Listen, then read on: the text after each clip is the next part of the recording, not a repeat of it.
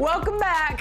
We were going to talk Landman, Anthony. I don't know how you feel about that. Do you like it? Fantastic. Wait, before we start. My wife thinks it's overrated. Honestly, the way it was hyped to me was like, I had one of my friends be like, this is the greatest TV show ever. So I was going in like really excited. It's okay. It's okay. Better do it. You know what, Anthony? We're getting off to a weird start because I love Landman. It's Billy Bob. But anyways, this is Anthony Slater, ladies and gentlemen. Covers the Warriors, NBA at large, basically for The Athletic. We'll start with the Warriors, though, because it is a very hot and cold, weird season for them so far. But the heartbreaker, Kings last night, an 18-point lead was blown.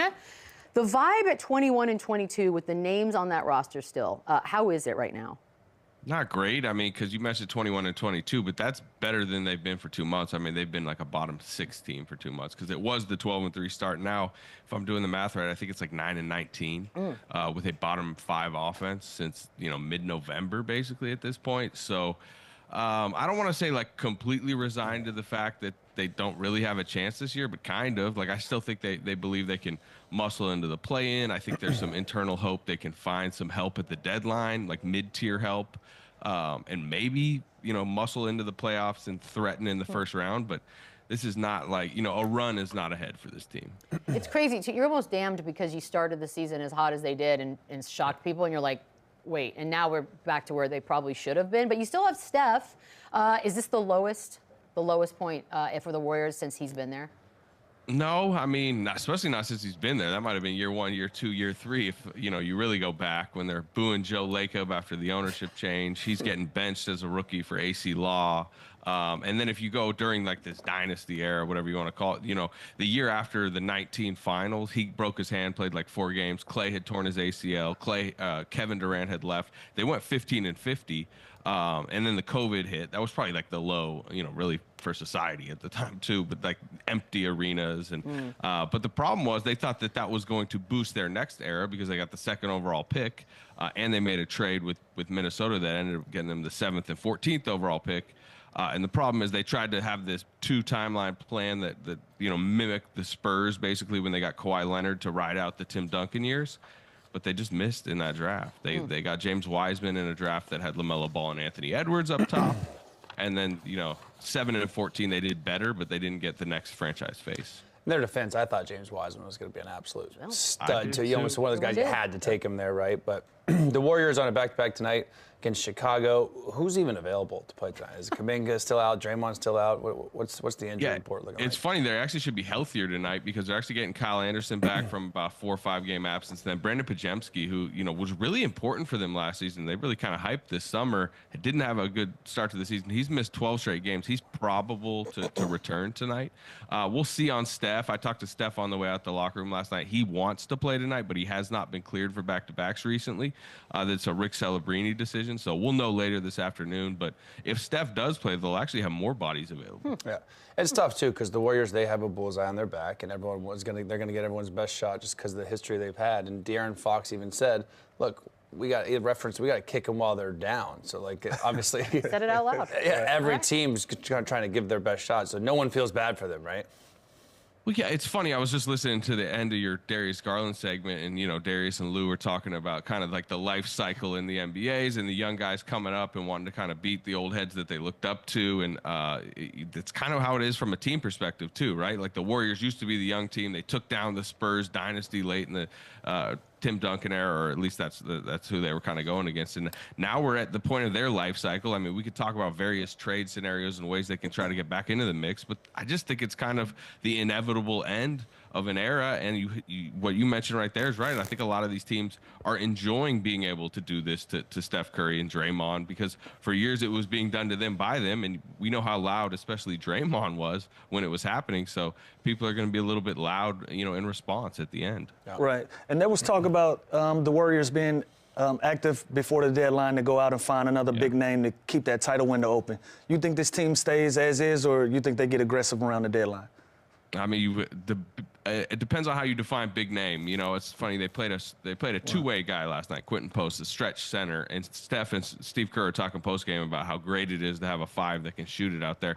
Nikola Vucevic, who they're going to see tonight, is a name they've internally discussed, and I think it's something that could possibly get done in the next couple weeks, depending on what Chicago's price tag ends up. They don't want to overpay. It's why I don't think they're going to go after, a Jimmy Butler or any other Brandon Ingram, maybe a Zach LaVine, but just getting a Vucevic in here, like you said, it's not going to vault them into the tier of the Thunder and the Celtics and the Cavaliers, but it could get them in the playoffs. It could make them more competitive. It could make Steph Curry enjoy playing offensive basketball a lot more in the next couple months, because he played with a two-way center last night. He was like, it was great to have a pick and pop option that gave him some space out there. So somebody like that, it's a contract that you can retrade in the summer if a bigger name becomes available, and they want to keep their draft capital and some of their young guys. They've voiced that, and I think that's what they're thinking heading to the deadline. Yeah, I was going to ask if they're interested in keeping some of their young guys. If they do make some movement, who are some of the guys in the organization that their names could possibly come up in some of these trade talks?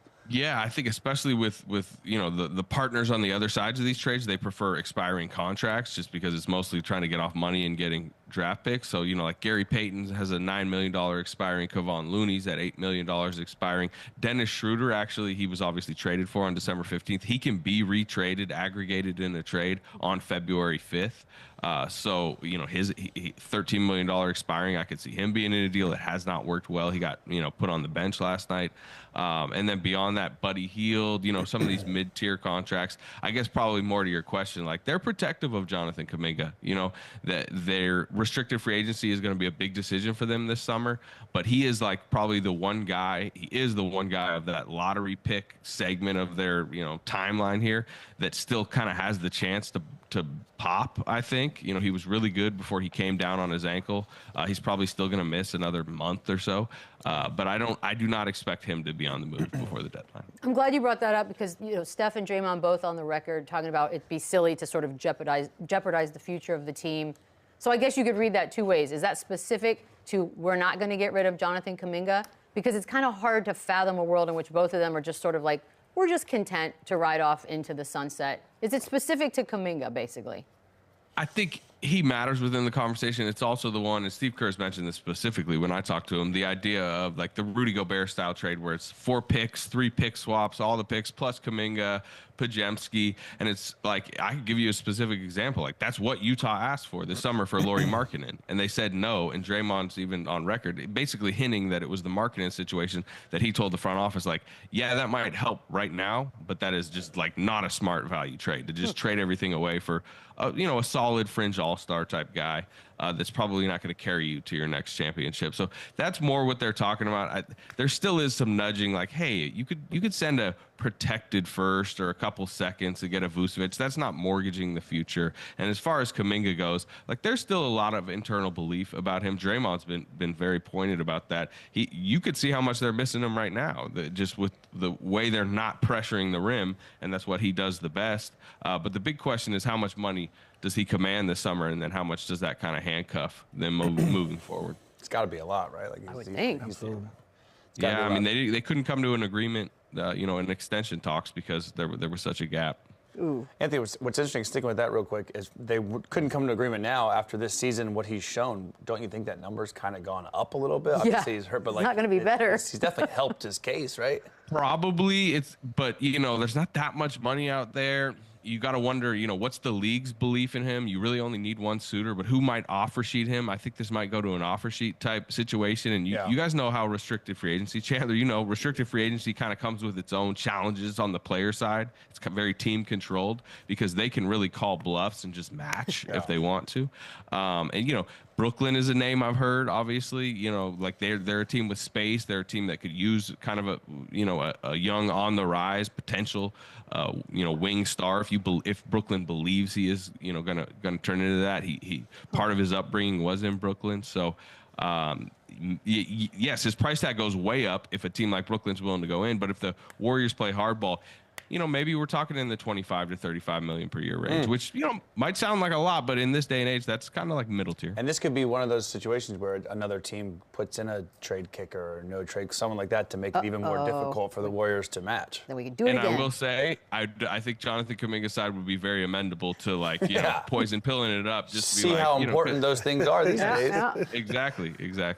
And you recently wrote a piece about JALEN Williams and possibly becoming a first-time All-Star this year. What was your biggest takeaway from speaking with him and his head coach, Mark? Yeah, they learned from the Dallas series, as you'd expect. It was their first time last year in the second round, and I think in a lot of ways they lost that series because at times when Dallas was swarming Shai Gilgeous-Alexander, like JALEN Williams wasn't yet up to the task of being like a number 2 playoff scorer. And I think they've spent a lot of this summer and some of this year trying to, mold him into more of an off the dribble, pull up mid-range guy. A lot more of his 3-point shots are coming, off the dribble instead of just catch and shoot. He's playmaking more. He's averaging more assists than he ever has. He's driving more often because they traded Josh Giddey away. Part of that was putting the ball in his hands more. He's holding the ball if you just look at all the metrics more. And there's, it hasn't always gone perfect. His 3-point percentage has gone down because he's taking harder shots. But I think he's emerging more into what they need him to become April, May, and June. And it is, it's a very disciplined, like kind of firm organization, and JALEN Williams fits that. And part of it is like they're very intent on, becoming the best version of themselves come May and June, because they know they're heading there, right? At this point, we know they're going to be the 1 seed. It's inevitable. So and also what he's done on the other end, especially at times this year when they've had either no centers or one center, like he plays a lot of small ball center for them. All-star lock. Lock. They're getting 2. Heard it here. He's the guy. That's fair. So you would think, and that's 100% the argument, like you have to give a 1 seed that's running away, with this type of record a second All-Star. But I will say internally in Oklahoma City, they're like, is he going to make it? Like they're almost a little bit like uneasy because he's not, he's going to be going up against names like Devin Booker, John Morant. I don't care, Anthony. He should be in. I agree. Well, some of these guys are grandfathered in. I get it, yeah. James Harden and Norman Powell are technically having better statistical years too, but do you reward winning? Do you reward stats? It's all. All right, Anthony, appreciate it. I hope we'll talk soon. Warriors Bulls tonight. Good luck with that. Yeah, Warriors might be scouting a couple potential trade it's going to be one of those types of games. We'll be right back. All right. Run it up, run it back, run it up, run it back, run it up, run it back.